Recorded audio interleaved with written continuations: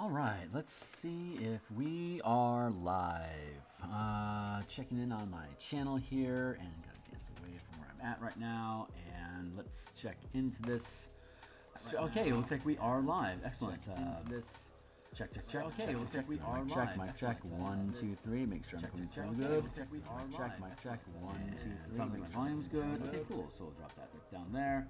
I'm going to grab a link of what we're looking at here so I can upload my social medias real fast and kick that out. And then I'm going to walk through a quick intro here. Just to introduce myself. Hey, my name is Theurgy. I create role-playing games, I illustrate them, and I publish them online. And I've been running D&D games since 1987.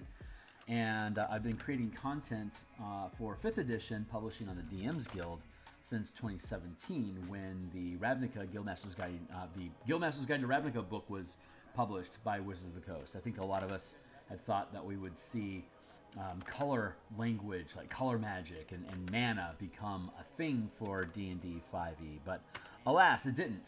So that's what got me started in the homebrew scene of creating a color mana system and replacing the 8 schools of magic and the the 8 schools of magic and spell slots with a color mana system that has been on DMsGuild for since 2018, I think, and I've been slowly adding components to it over time, and we're going to be updating the entire system for 2024. Here's a full playlist of the martial power system that we're building right now. And here is the color mana system for you to take a look at. While you're here, like, subscribe, hit the bell icon to get notifications when we're live in the future. And thanks to all the new folks that have been subscribing to the channel this month. I really appreciate you. I'm also on the X Twitter platform at Phil Kearney. You can catch me there if you wish. Let me drop this out of the way here.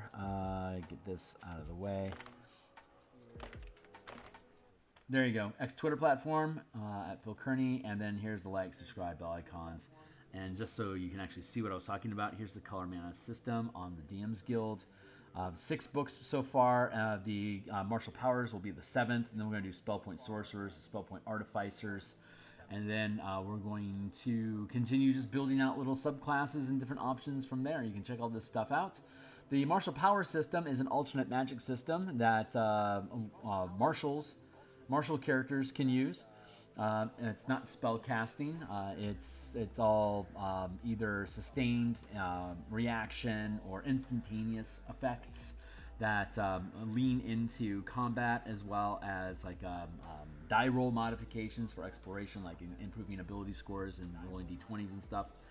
It uses a half casting progression. It works for barbarians, fighters, monks, rogues, as well as rangers and paladins can use powers instead of or with spells as they prepare them per day. And the power die is a variable die that modifies damage rolls by, like, if you put like 3 mana into something at 9th level, you could roll 3d8 extra damage. You can modify the 20 die rolls with it, like if you were to put 3 mana into an ability, you'd roll 3 8-sided dice and keep the best one and modify your d20 score that way, so you stay within the bounded accuracy curve while being able to customize what your character does.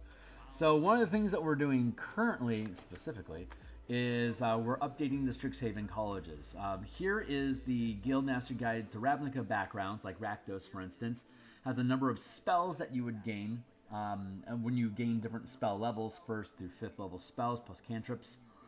But the martial characters don't use spells, so they have the list of martial powers that they can use instead, which we have built throughout the book here. There's 170 powers total. 115 of them spend mana.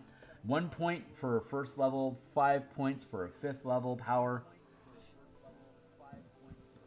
So like Swift Tools, it's 1 mana, it's an exploit. So the way that it works is, as an exploit, it doesn't have its own action, it modifies other actions you're taking. So an exploit, Swift Tool, if you're using a tool that you can hold in one hand, would normally require an action or a bonus action, or if you were consuming a potion. You can do so as an object interaction instead, because you get a free object interaction each turn on top of a bonus action, a standard action, reaction, and movement. So this helps add action economy to your character for doing utility stuff. And it'll cost you a point of mana to do it. Windstrider also costs you a point of mana. When you can channel this exploit as part of a move action, you gain a fly speed equal to twice your walking speed until the end of your turn. If you end your turn while aloft, you fall as normal. So we're going to modify this. Let's see. You can channel this exploit as part of a move action. You gain a fly speed equal to your walking speed until the end of the turn. If you end your turn while aloft, you fall as normal. Kicker. We're going to add a kicker effect. Kicker.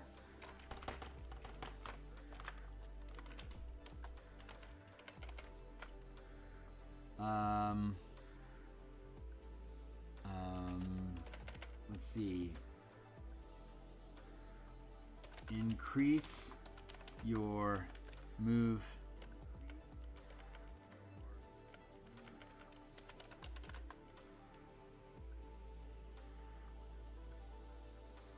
how do I want to order this? Your fly speed increases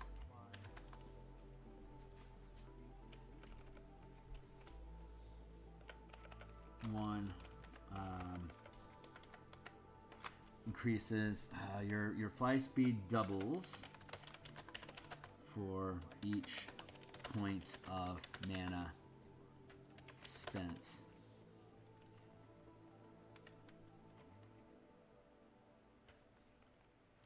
Oh god, how do I want to word this? You can challenge this exploit as part of a move action. You gain a fly speed equal to your walking speed until the end of your turn. If you end your turn while aloft, you fall as normal. Kicker. You can spend additional mana to increase your fly speed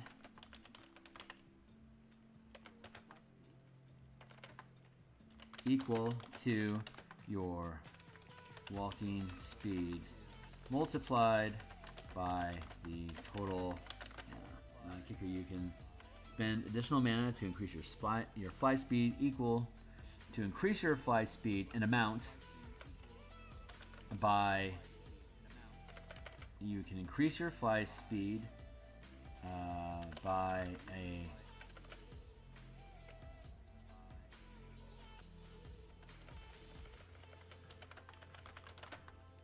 spending one. We can sign into chat.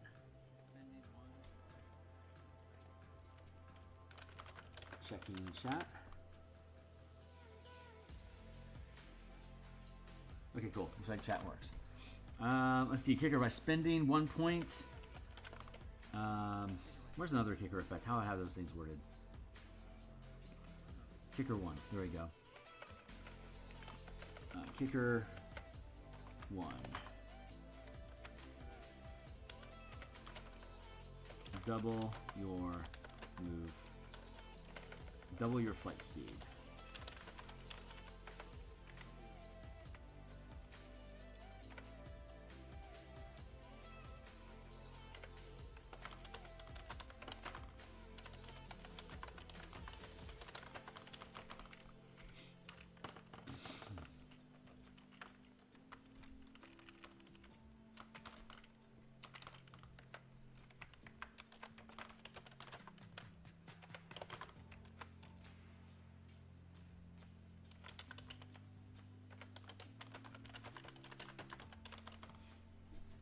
So you spend 1 point to activate flight for the turn. If you spend an additional point, it doubles. If you spend 3 additional points, it triples. And if you spend 5 additional points, it quadruples. There is an interesting note about Windstrider. It only lasts for 1 round, right? Until the end of the round. It doesn't sound very efficient. But there is a power. There is a meta feat called Efficient Power. Efficient Power reads, you can take it repeatedly. Choose 1 power from the discipline list when you select this feat. When you channel the chosen power, you gain 1 temporary point of mana to do so. You take this feat multiple times, choosing a different martial power. So the Windstrider. Where'd you go? Go back down to here. Windstrider. Get back to You. There. Okay, get back to Windstrider. It's a 1 mana. It's a 1 mana cost. So if you learn it and then you take the efficient power feat, every time you use Windstrider, it generates a point of mana for you. So you can effectively fly for free if you learn this power and then take that feat. And then you can spend additional mana on top of it to increase your flight speed while you do so. So that's a really fun little exploit. That's why that's an exploit. You can modify, you can gain flight, and you can do it essentially for free at the cost of a feat and learning a power. But all these powers work that way. There's various powers like Caustic Strike. It's a smite-like effect. It deals acid or poison damage. You increase it by a number of power dice equal to the mana burned. And again, when we're looking at your progression, like at first level, when you could have this, it would be 1d6. But like by 13th level, it could be 4 8-sided dice that you could add by spending 4 mana. So that's how the system works. Roughly, just in short. So what we're doing currently is we're taking the Strixhaven classes and we're converting them to the power system. So I'm going to just fetch from the book here first. Here.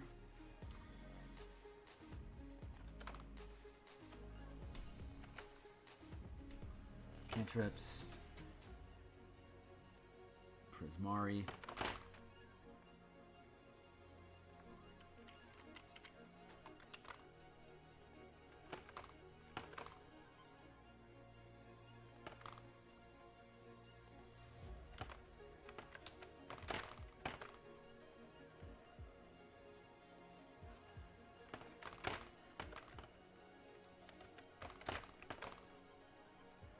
Good. And let's go down to Quandrix. So you get okay. So the way that Strixhaven works is you get a feat for a school initiate, either Quandrix initiate or Lorehold initiate or Silverquill initiate, blah blah blah. So you gain this feat, and that feat is essentially it's the Magic Initiate's feat. It gives you 2 cantrips, of which here we're obviously able to choose 2. Copy, paste, collect, remove here, and we get a spell of our choice, and then we get a slew of other spells that come in. So hold on real quick. I'm just filling out these cantrips real quick so that we can just get things taken care of and resolve them as we move along. I don't need trinkets, thank you. Witherboom spells. Where'd my cantrip go?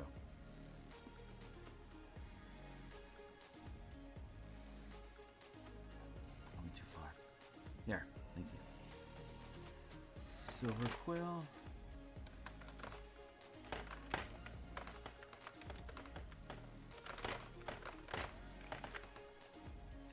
And with a blue.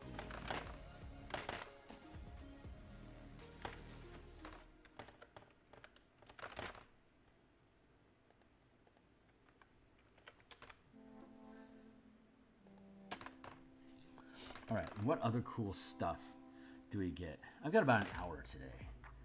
Starting about now. Probably a little less, maybe like 40 minutes. Well, we'll see how far we get. We should be able to get this taken care of. So let's see, what is the other stuff that Strixhaven gets us? Character options.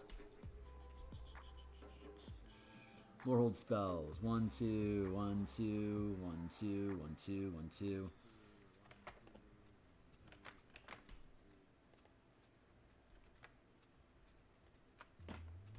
Okay, so we're going to start with Lorehold. Is there any proficiencies you get? 2. Choose 2.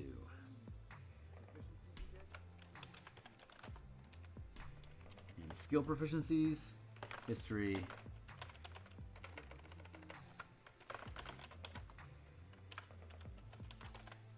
Anything else? Sporehold initiate. So we get 2 feats that we get 2 cantrips, and we learn a spell.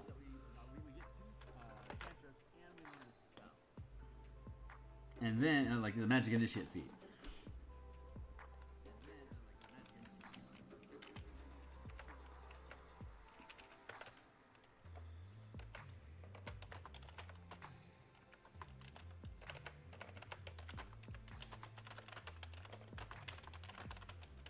choice.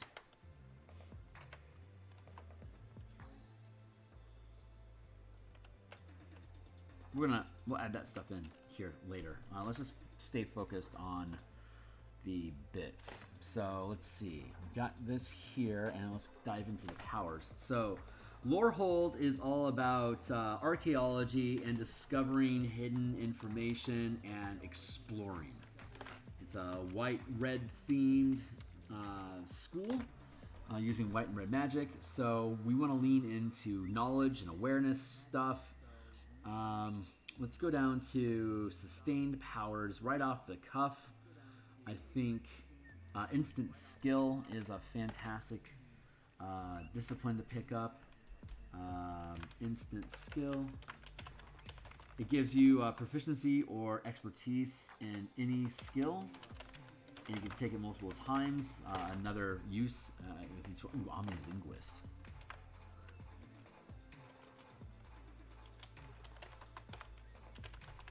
Also sus one. What else you got going on here, man? Man, there's a lot of good Lorehold stuff. Silver Coil could also be linguist.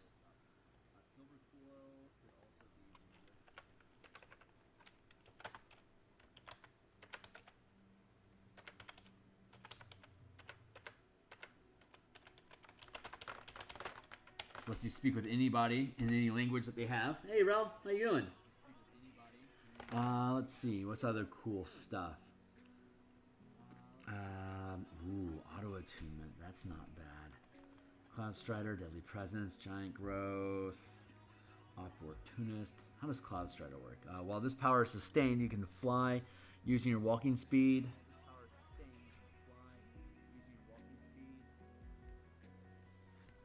End your turn standing on a surface that will support you, or the power ends. When the power ends, you benefit from the effects of a Featherfall spell.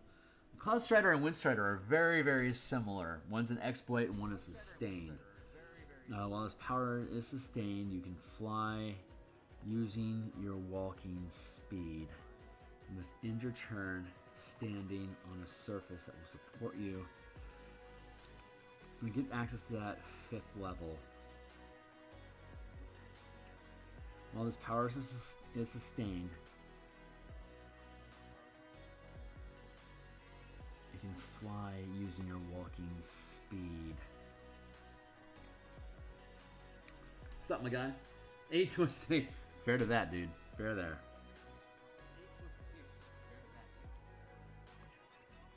While this power is sustained, you can fly using your walking speed.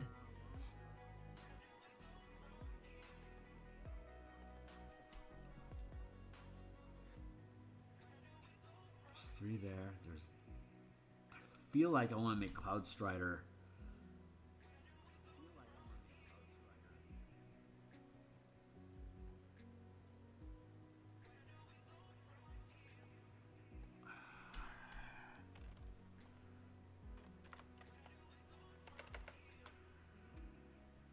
Let's see.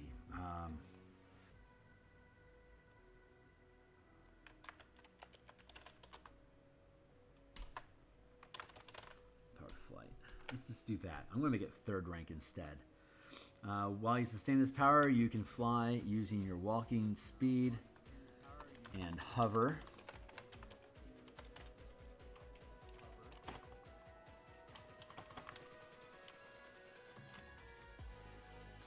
The power ends, you benefit from the effects of a Featherfall spell. Yeah, that is almost exactly the fly spell.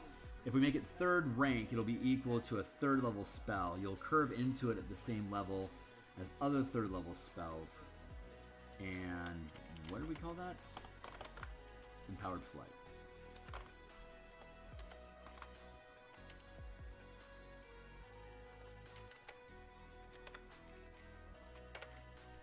There. Let's do that.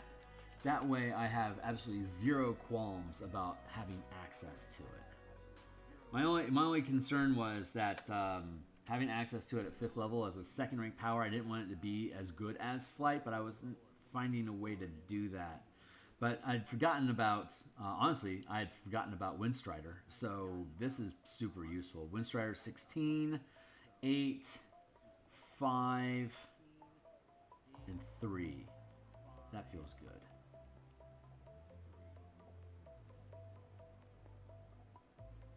Yeah, I'm a lot happier with that now. Let's see. Tremor Sense is a cool one for Lorehold, I think. That's second rank. Let's give that. Let's go with... Lorehold is about spelunking and archaeological exploration stuff.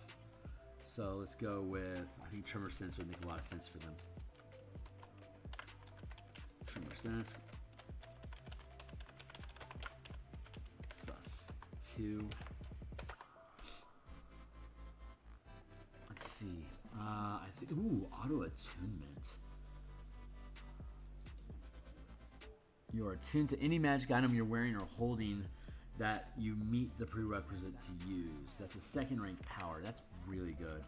I really like that.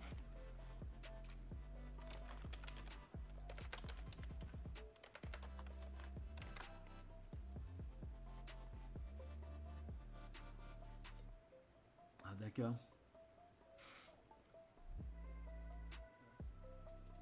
Auto attunement, hyphenated.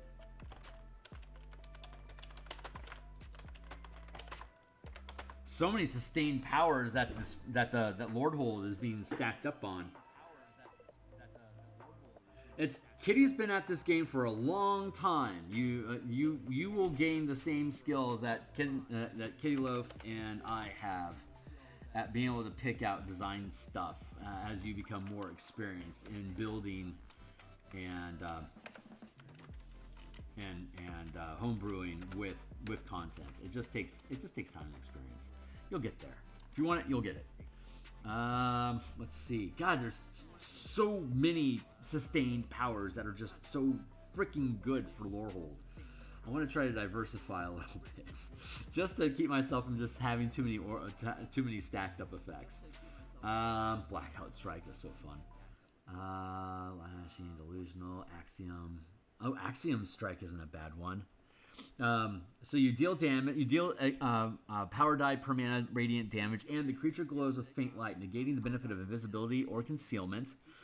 The creature must succeed a charisma saving throw or any illusion or shape change effect targeting the hit creature ends.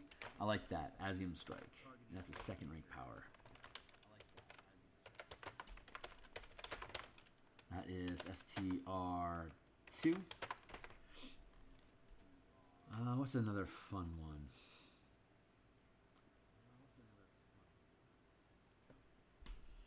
None of the other strikes jump out at me.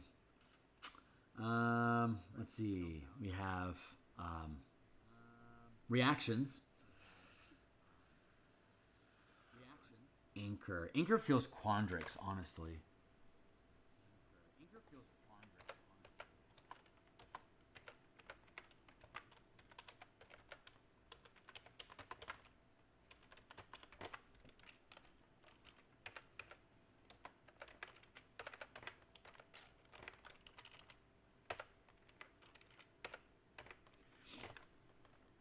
Saving Grace when you reroll any attack, ability check, or saving throw, including any number of dice.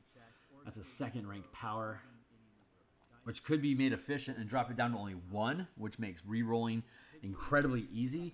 That Saving Grace, honestly, that sounds kind of Prismari to me, I think. Wither Bloom. Yeah, let's get the Prismari. Second rank reaction.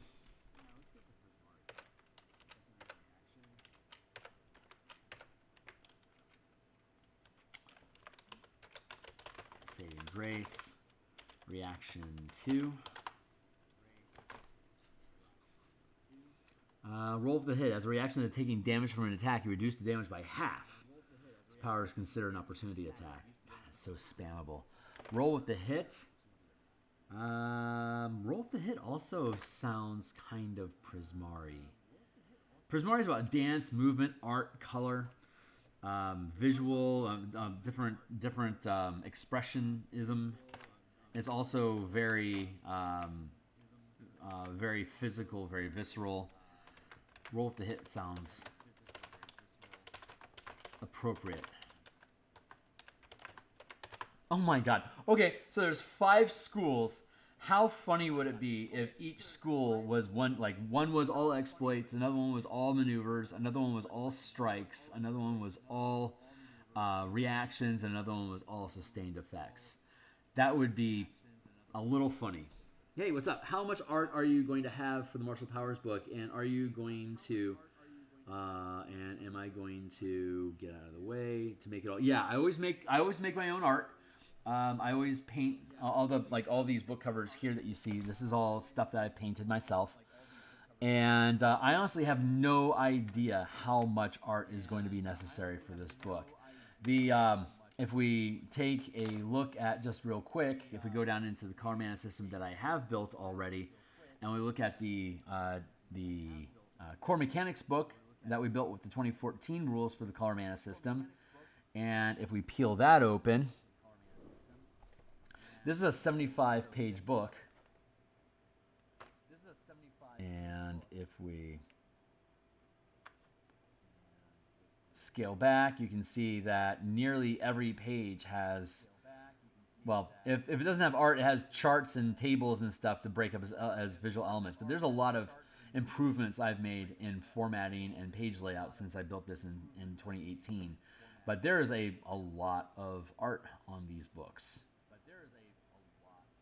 This was, I think, 65, 66 images overall that were throughout this book. Many of these I can recycle or just, glam up. But I also need to build, I'll also have to build a bunch of new art. And so I don't know how much is going to be necessary. Basically, I think the way that I've been rolling is there's going to be at least 2 quarter-page illustrations for every 3 pages, or basically like a half page with art every 3 pages. And I think this is actually clips at a faster rate than that. But this is all art that I created, and I will do so again for the Martial Powers book, and I will do it all here on stream, and yeah, it'll probably take a couple months for us to do all the artwork for this. But the big advantage of doing artwork on the page as I build the book, if you check out the here, I'll take you back to here and give you another example of the more recent work that I've done, the Spelljammer Combat and Exploration book that I created, also on DMsGuild. This is 107 pages, and it has about 50 some, I think 58 actual illustrations in them, but it also has maybe 40 or 50 token illustrations as well, like little ship tokens and stuff like this, which are map assets that are already built. I can just drop in a book as live play example pieces, but I have all of this spot art as well. So I'm not sure, honestly, how much artwork I'm going to need for the Martial Powers book, but I'm going to be revising all of the look how my formatting has changed. That I'm now having less quarter-page illustrations and more less half pages and third pages, more half pages and quarter and eighth or sixth page ads, spot art, real small spot art.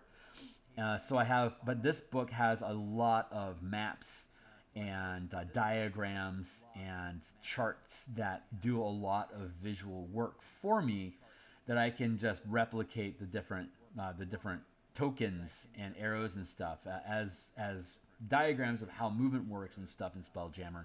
And then I have these little astral incursions into the text that is almost just cheating artwork onto the page, but it is a visual element that creates diversity. That's a 1/16 page there.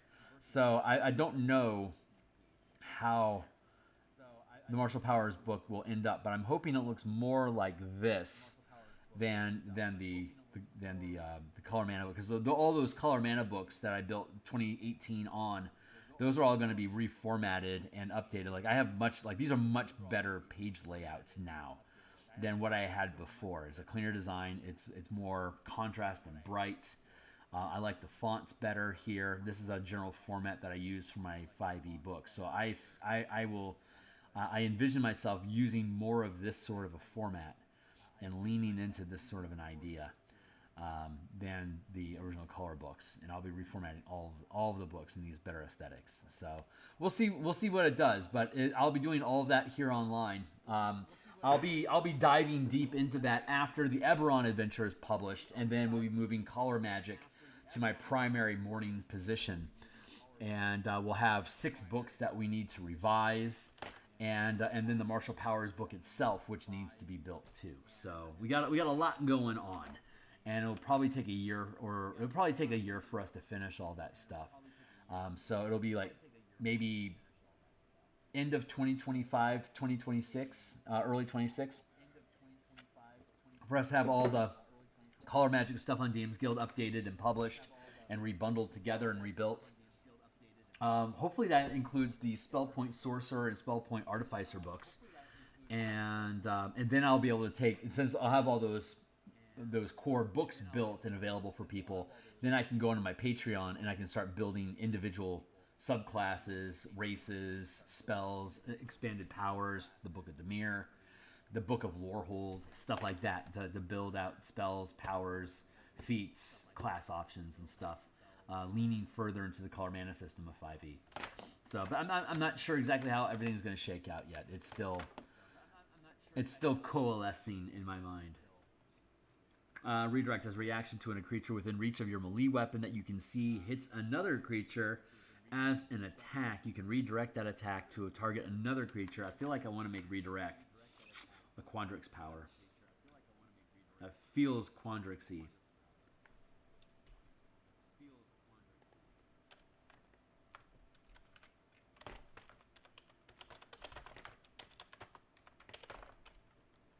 Redirect. Let's go up to the exploits. I'm not thinking Witherbloom very much right now. Bait and switch. Bait and switch is a good one for Prismari because it's movement.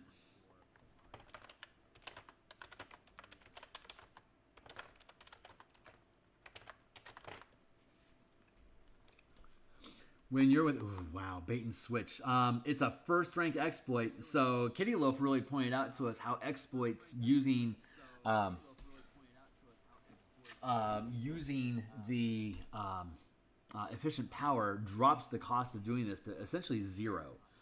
And bait and switch currently as a 0 cost power basically means that when you're within 5 feet of a creature during your turn, you can spend 1 mana to switch places with that creature, provided you spend at least 5 feet of movement. The creature is willing and isn't incapacitated. The movement doesn't provoke opportunity attacks.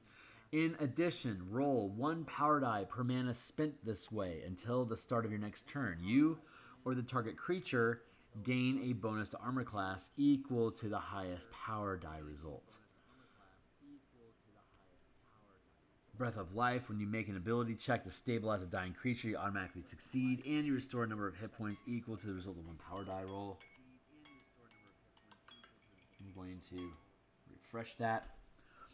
Like I'm gonna have to really reconsider charge. When you move at least 10 feet, the first attack you make after this movement is rolled with advantage, and you can roll 1 power die per mana spent this way, adding the highest result to the attack roll. When using the help action to grant advantage,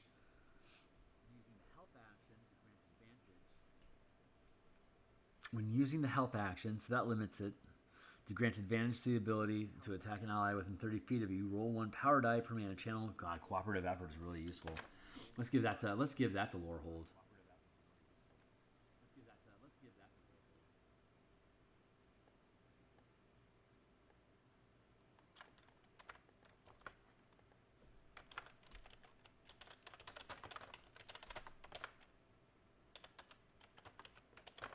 I think I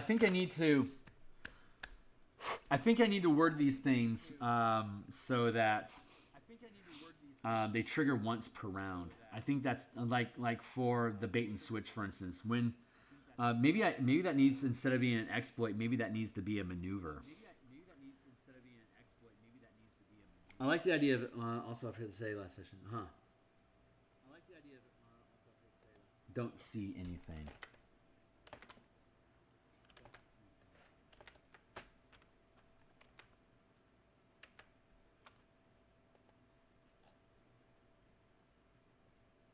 And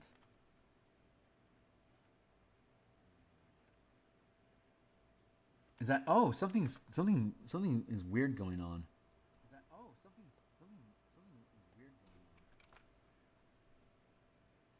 Is that fixed now? Oh my god. Okay, so this whole time you haven't been able to see the screen that I've been... Oh, gosh, how clumsy of me. Okay, thank you.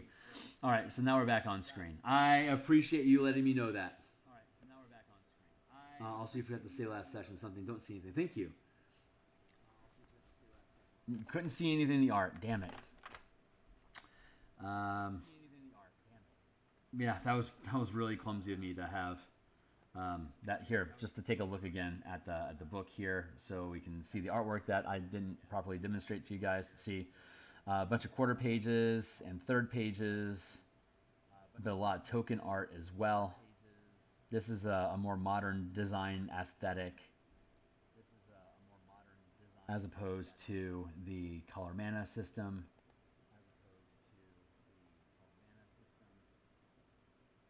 5 color manas. And here is the core mechanics. So I picked up the dual wielder feat, which gives me a +1 bonus to armor class. So my AC would have been, oh, okay, great. We'll update it. Keep me updated. That was a fun session, man. I'm glad you showed up. Here is the original book that I done, and you can see that it has a lot of like third pages and half page artwork on it. A lot more art. This was the first big book that I created, so I really just wanted to dump in just a ton of art into it. And like I was showing in the Spelljammer book, there's also a ton of art, but a lot of that's actually tokens, which is just using the same art over and over again with arrows on maps and repositioning stuff. While this doesn't have any kind of that technical reference stuff, it's all illustrations. So I'm not sure how exactly everything in the book is going to shake out until we get to it. Thanks for telling me that I had my windows fucked up. Let's get that out of the way, and now people can actually see what I'm doing. Yeah, I'm gonna have to come back and chew on these things. That is that's important. Let's go to Quandrix. Ooh, Witherbloom. I think Witherbloom can have Breath of Life. I think that makes sense.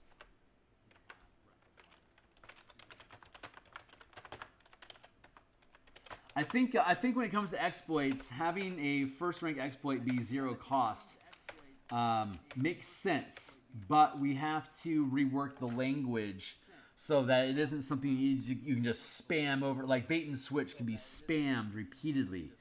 It does require you use 5 feet worth of movement, provided you spend at least 5 feet of movement. The creature is willing. When you're within 5 feet during your turn, you can spend 1 mana to switch places with that creature, provided you spend at least 5 feet. That wording is poor. When you're within 5 feet of a creature during your turn, you can spend 1 mana and 10 feet of movement. There. To switch places with that creature, provided you spend to switch places with that creature.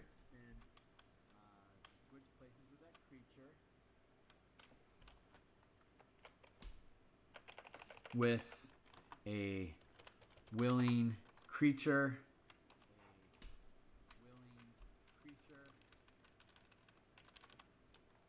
that isn't incapacitated.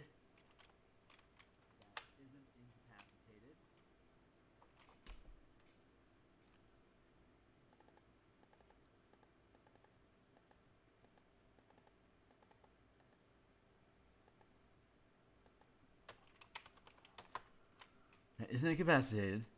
This movement doesn't provoke opportunity attacks. Oh,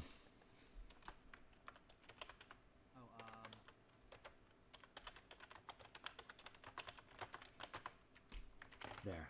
Switching places this way doesn't provoke opportunity attacks. In addition, roll 1 power die per mana spent this way. Until the start of your next turn, you or the target creature gain an armor class bonus equal to the highest result. I think that's better because it's going to eat up. You're still going to be able to do it for free, but it's going to eat up a lot of your...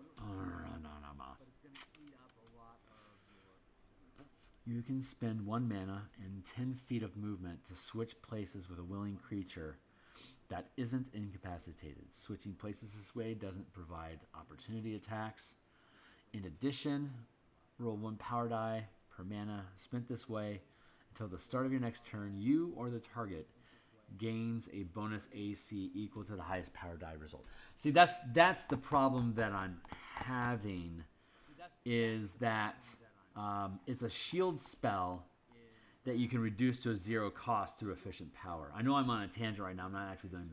So when you're within 5 feet of a creature, during your turn, you can spend 1 mana and 10 feet of movement to switch places. So you have to be adjacent to them already, and then it spends 10 feet.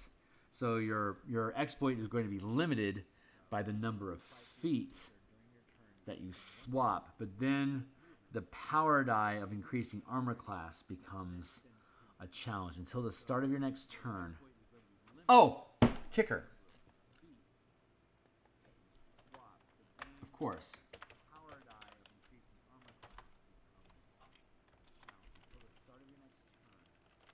Oh! Kicker. Roll 1 power die per additional mana.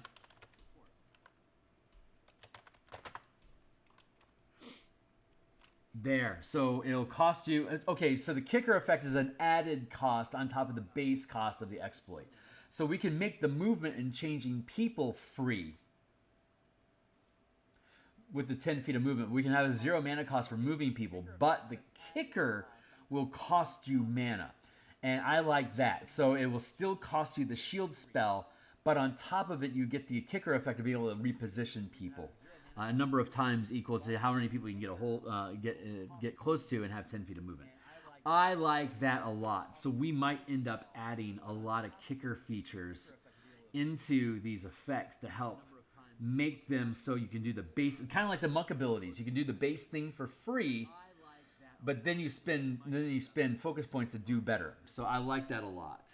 I like that a lot. And thank you for reminding me about the dual ability. That's great. Okay, cool. So we're back on track. So is Shield Shield's a first level spell. And it gives you basically a +5, right? A static +5 bonus. With the martial power system that we're using, we can spend the maximum power die at 17th level is a D10. And the average of that is basically 5 or 6.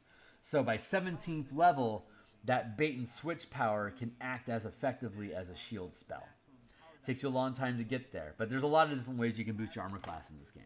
And all of them are basically based off of and modified from the shield spell. Okay, cool. So that worked out well. Let's go ahead and check out more. That's really interesting. I want to continue exploring that design space. Not right now, but that'll probably be our Friday project. Honestly, I have enough game content already built for you guys to be able to keep you busy, probably for the next 2 sessions. So I don't have to worry about building that stuff out anymore. Breath of Life, charge, extended attack, evasive footwork. Ooh, when you channel this power, when you channel this power while you move.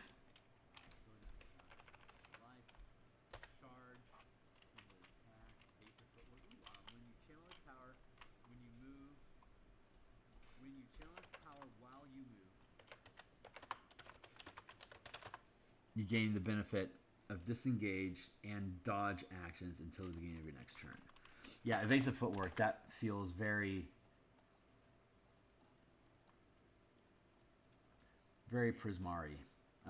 But for first rank, is that too good?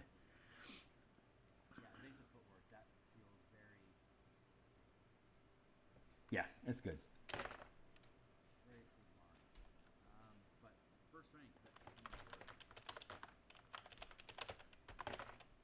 Also exploit 1. Boy, looks like Prismari... Oh, no, that's Witherbloom.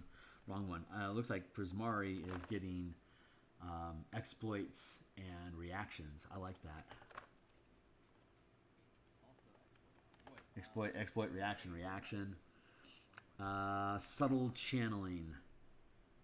When you channel this power, there's no visual evidence. You are the source. Swift tools. Windstrider. Windstrider feels kind of Prismari. Let's go with that.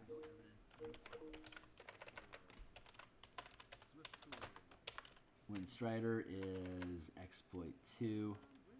No, exploit 1. Windstrider EXP 1.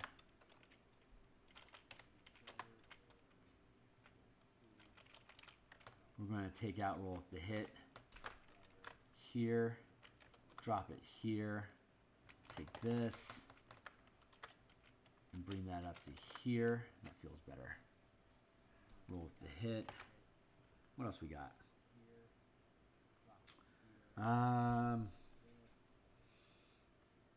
First strike. First strike, that sounds kind of Prismari.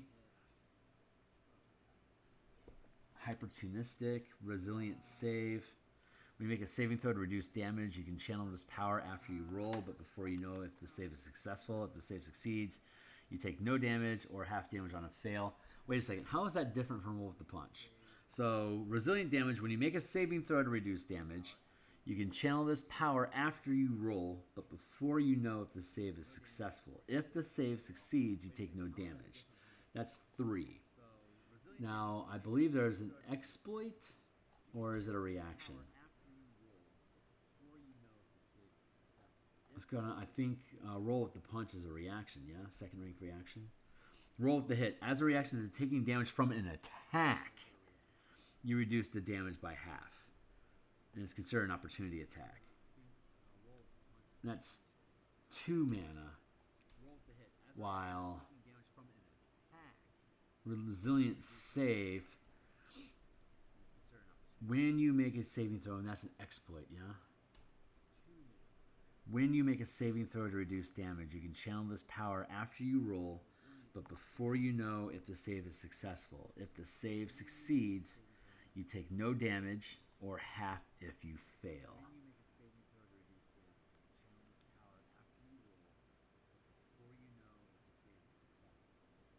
When you make a saving throw to reduce damage, you can channel this power.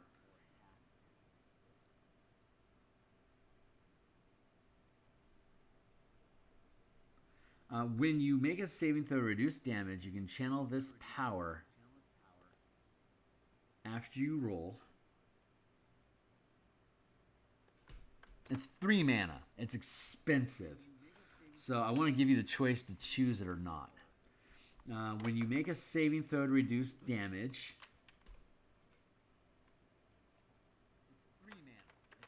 if the save succeeds, you take no damage, or half if you fail. Yeah, resilient save, 3 mana. I think that feels better. It's expensive to do it. Limited use. You should be able to call it when it's used. Yeah, that's gonna be good. Yeah, resilient save. Then isn't the change to bait and switch too much? Tell me how is it too much? For 1 point, you can switch places with for 1 point of mana and 10 feet of movement, you can switch places with another character or an ally, anyone. For another point of mana, so it's 2 mana now, it would be AC. So the 1 point, you can do bait and switch multiple times per turn. So I want to make it has to be more expensive than 1 point because you're able to trigger a shield spell on multiple targets for stacking costs. So you can bait and switch while you're within 5 feet during your turn. You can spend 1 mana and 10 feet of movement. During your turn, you can spend 1 mana and 10 feet of movement to switch places. That costs a point of mana. So you're able to change the position with players, which unto itself has an advantage. It's going to cost you a little bit of movement, and it costs you a mana, which you could buy that mana cost down to 0. And so you can make the movement, and any character that you move, or when you move with a character, you can spend a second point to add a die roll, and that would then increase your armor class by that amount. It's a variable amount, so it could be 1, it could be 10. You don't have any control over that, unless you're willing to spend more mana to control the dice to make sure that you're going to get, like, say, a 5 or above. On average, you'll get at least a 4 or above if you spend 2 mana. That's generally not going to be a good use of your mana beyond 2. So you spend a point just to do the thing with a person, and then you send a second point to give that, to gain an armor class bonus, you or that other person, when you do that. You're limited by how many times you can do it around, because it's going to eat up your movement every time you do. And then it eats up your mana because the shield effect is optional. So, yeah, no, that's not too much. To keep it first rank, that's how we have to break it down. I want it to be first rank. It should be inexpensive to do it. Adding the armor class is a reasonable expense as a kicker effect on top of bait and switch. But making bait and switch cheap enough to become free, I'm fine with the movement stuff. It's the stat bonuses, the mechanical bonuses that have to be taxed.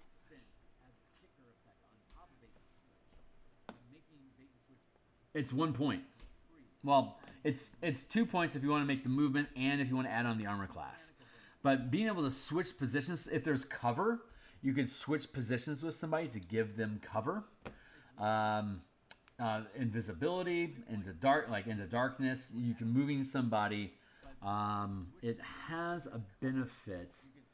Too expensive. I'll think on it a little bit more. I like this better than it was. Let's see. When you are within 5 feet of a creature during your turn, you can spend 1 mana to switch. There, let's do that. You can spend 1 mana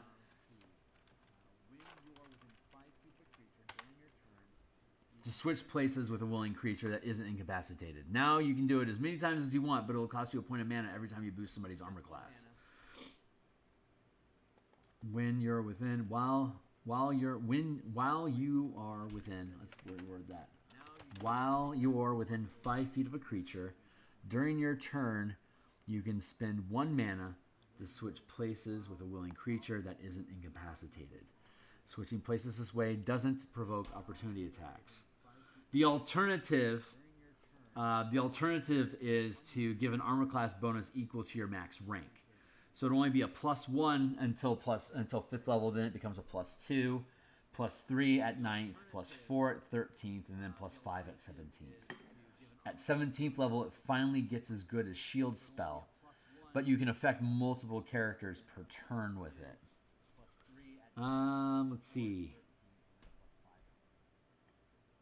See, if I make the armor class for free, and then you make the exploit free by learning it twice with the efficient power feat, then you can do this as many times as you want with each 5 feet of movement. And every time, and if the armor class was just part of the point, then you would be giving an armor class boost to every single character that you can walk within range to. So making the, let's see, you can spend 1 mana to switch places with one creature that isn't incapacitated. Switching places this way doesn't provoke opportunity attacks. Kicker 1. Roll 1 power die per additional mana spent this way. Until the start of your next turn, you or the target creature gain a bonus to armor class equal to the highest power die roll.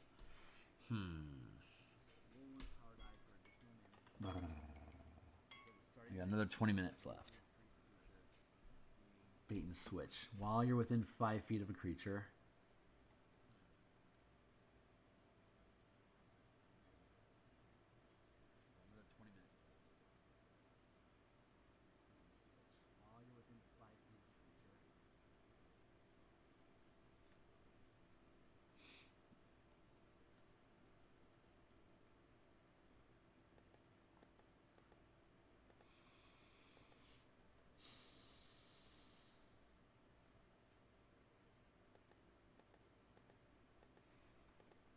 I want you to be able to drop down the cost, but I don't want you to get armor class for free because it's spammable.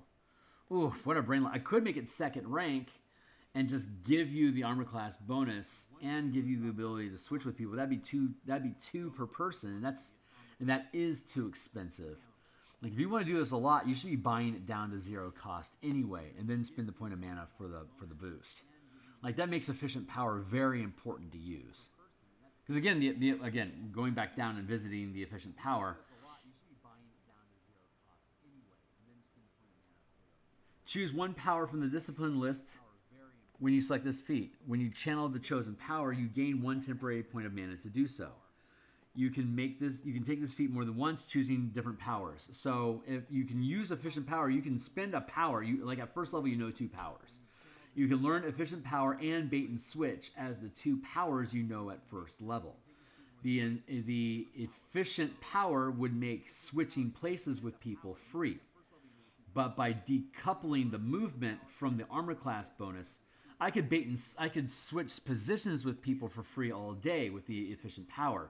But I still have to spend a point to give each of those people an armor class bonus, which is basically being able to literally spend multiple mana per round to cast multiple castings of the shield spell per round if I'm willing to spend multiple mana to do so.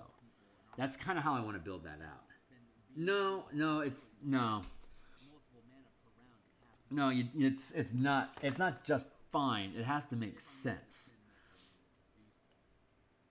The efficient power but you have to lead people to there. Like this becomes a good deal if you make it efficient power. So you really have to lean into that idea.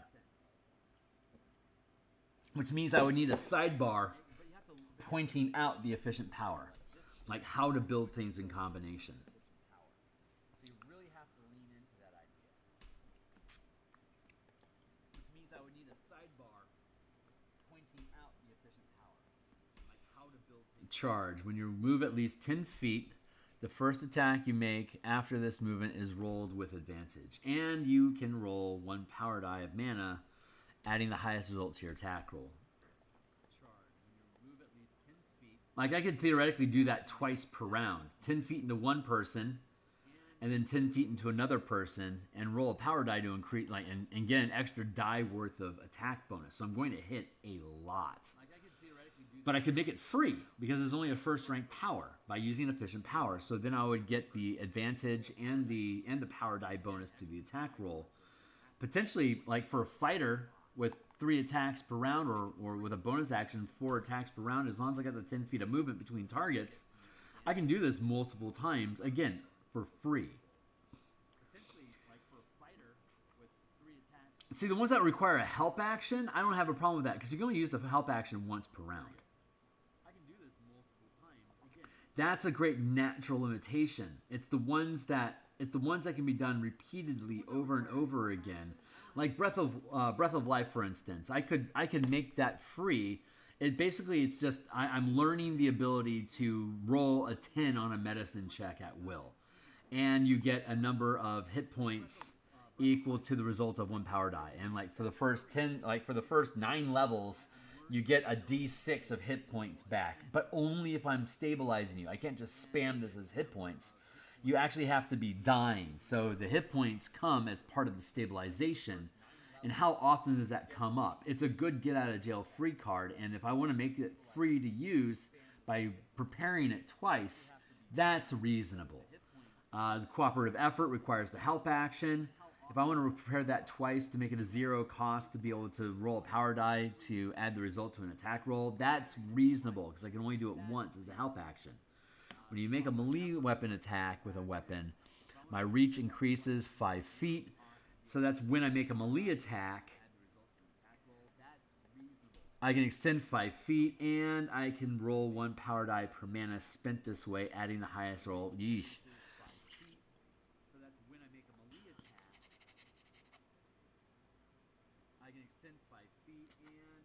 When you channel this power while moving, you gain. When you channel this power while moving, you gain the benefit of the disengage and dodge action until the beginning of your next turn. That would cost you 1 point of mana, or you can learn it twice for 0 mana.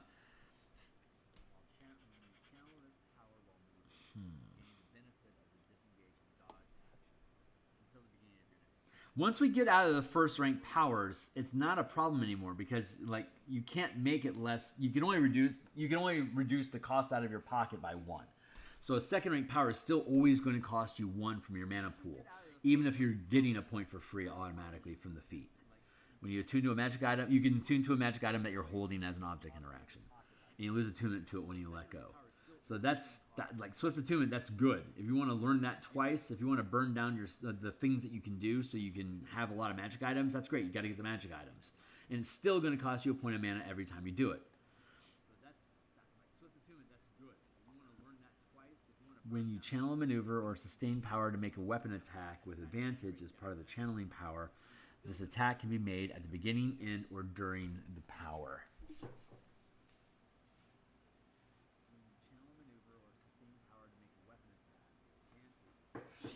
It's almost like I should list the feats first.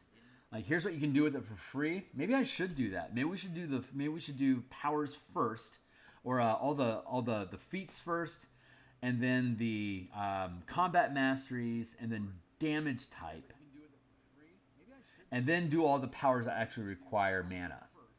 That way, you already know what the efficient power feat is from earlier. And then we can make a sidebar next to the efficient power feat that states a number.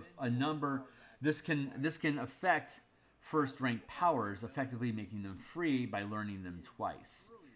That is like building tip, or like optimization tip, something like that. That might be interesting. So we can specifically point out these are expensive on their own, but if you want to prepare them twice, it becomes incredibly efficient to use them. So you can do less stuff, but the stuff that you do, you can do a lot. And that's the point of the efficient power. So I like that.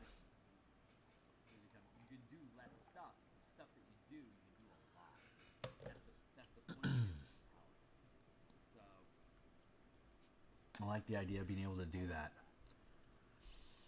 This needs more cooking, and that's why we play test. So we can see how things are being used, and it makes us ask questions about other things that are being used. But so let's continue on with what time we have left. You know what? It's 12:42. I am just about out of time, in all honesty. I'm gonna have to bounce out of here pretty soon. Let's see if let's finish Lorehold. I'm gonna come back and we're gonna finish this on Friday.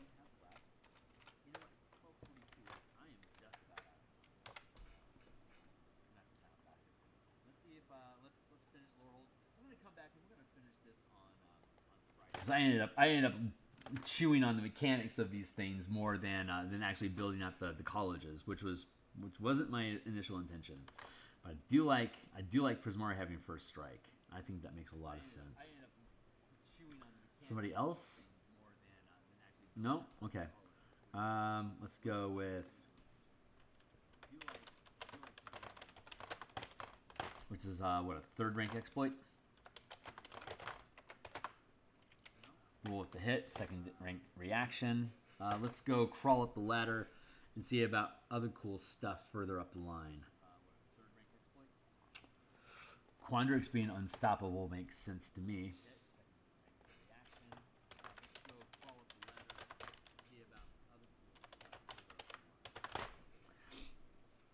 Let's see. Goad. I like Goad for Prismari. Goad and Rally, honestly.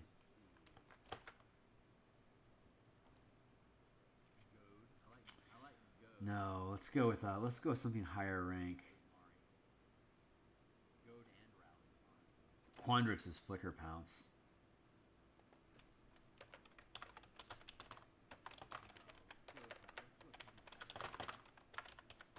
What is that, maneuver 3?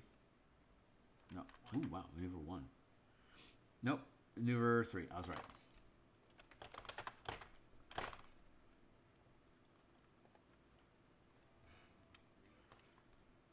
Asium Strike, Auto Attunement.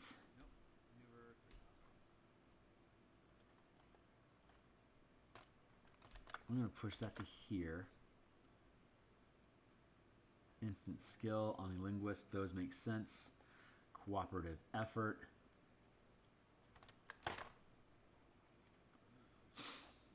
I'm going to update Omnilinguist.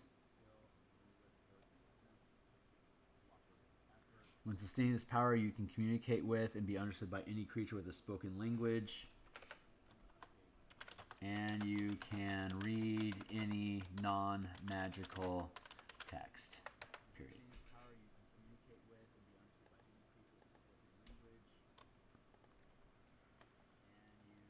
Ooh, Trap Springer is not bad. Damn it. Come on, Lorehold. You with all the frickin'...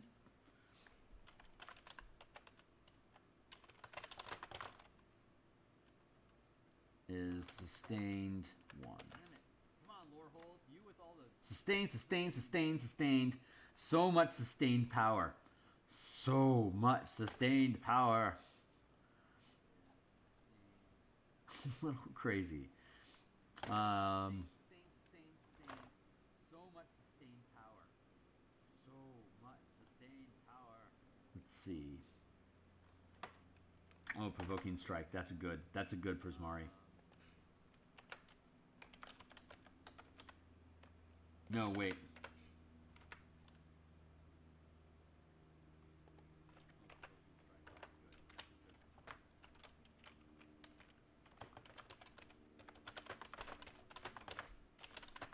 What is that? Provoking Strike.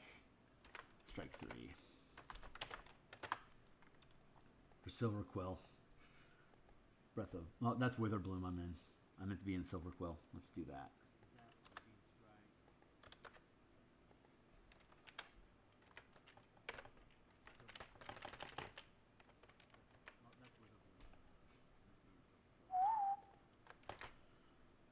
Let's see. Poisoning Strike, Delusional Strike, Blinding Strike, Diazune Strike, Sweeping, Shocking, Restraining, Psionic, Distracting, Flaming, Freezing, Caustic, Disarming, Distracting, Hexproof, Fate Spinner, Curse of Exposure. Reaction to when you or a creature you can see takes an ability. Fate Spinner is what? Reaction 3? I like that for Quandrix.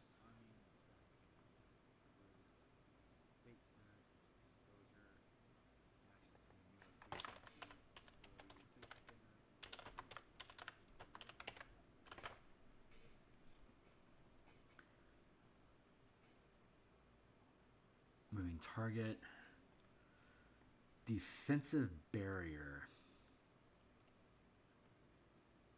Curse of the Fallen Puppet. That's a good one.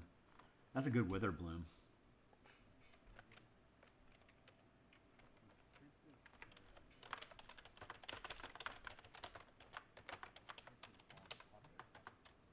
That's reaction 2, yeah?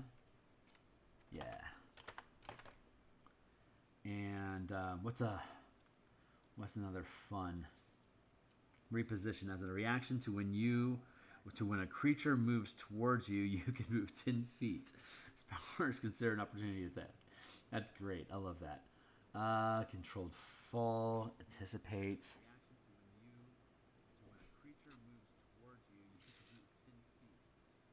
Flicker Pounce. That's a Quandrix thing, right? Yeah, we got that already. These are coming along. I'm liking this. I'm liking this setup so far. Let's see. We wanted to look at... That's right. Maneuvers for Lorehold.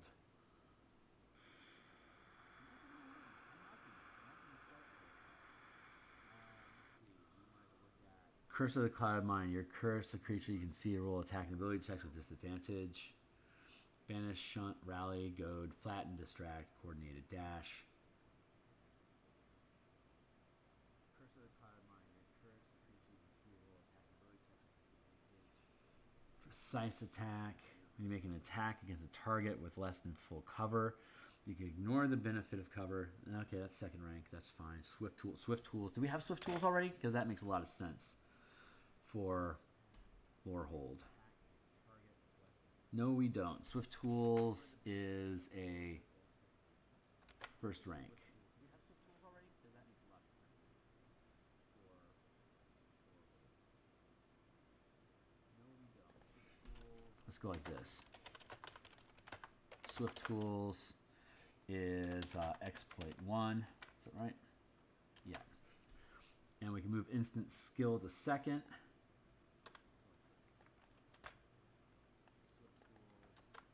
Along with Trap Springer. And we can have Cooperative Effort, move to third, and then put Tremor Sense in at fourth. And now all we need are 5th rank. So what's some cool high rank shit that we can do? And then I'll be done.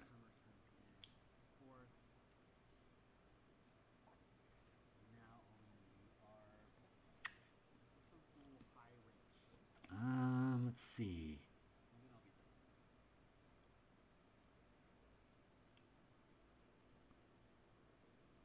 Telekinetic Bubble, that sounds Quandrix.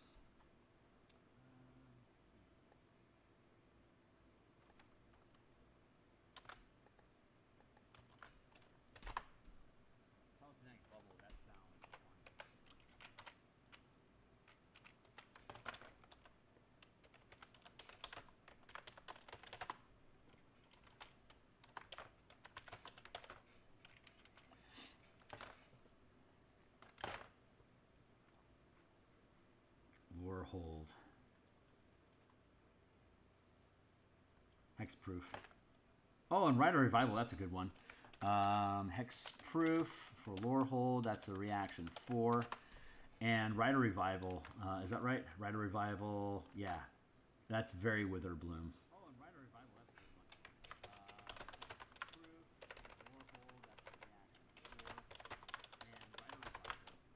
one. That is reaction 4. The way that works is, as a reaction to when you drop to 0 hit points but don't die outright, you remain conscious and roll a number of power dice equal to the mana channeled, gaining that many hit points instead, up to your maximum hit point roll total. So instead of dying, you get 40. Well, at 13th level, it would be a D8, but it'll eventually be a D10, 4D10 or up to 5D10. That's a good one. Curse of Exposure as reaction within range, taking damage. You can impose vulnerability. That's Curse of Exposure feels like Silver Quill. What was that, 2nd rank? 3rd.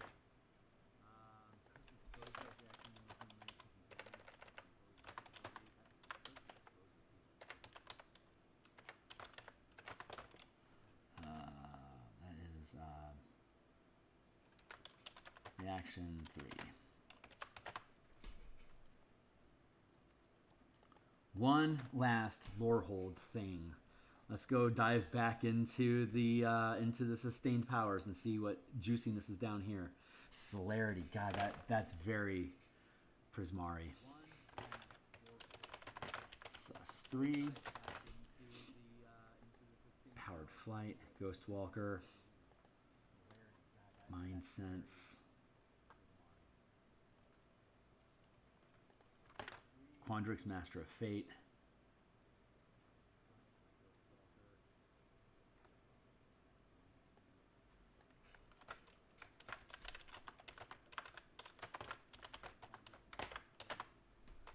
More so than Unstoppable. Telekinetic Bubble, though. Let's just give it to you. There. Lore Hold. Prismari's almost done. Quandrix is almost done. Silver Quill has a while to go. Witherbloom has a while to go. So we're going to finish up the Strixhaven backgrounds on Friday. Perfect timing. And we're going to continue revisiting the exploits so that we're okay with them being a 0 cost for the ones that can be spammed, or figure out a way to rebuild them so they don't spam. We need to revisit the 1st rank exploits. The 2nd rank exploits, I'm happy with those. They always cost mana. I'm fine with that. It's the 1st rank exploits becoming potentially free forever, and how much value do you get for that freeness? That's what I need to suss out. So that's where we're at. We'll be back on Friday. That's it for now, guys. Hey, Ralph, thanks for hanging out. Anyone else? Cheers. Sorry about the mishap in the beginning with the screen being in the way. But I fixed that, and we won't have a problem in the future. So, at least I shouldn't. Anyway, thanks for spotting me. Anyway, I'm out of here for now. I will see you guys tomorrow morning for more artwork. Later, my guy. Cheers, all.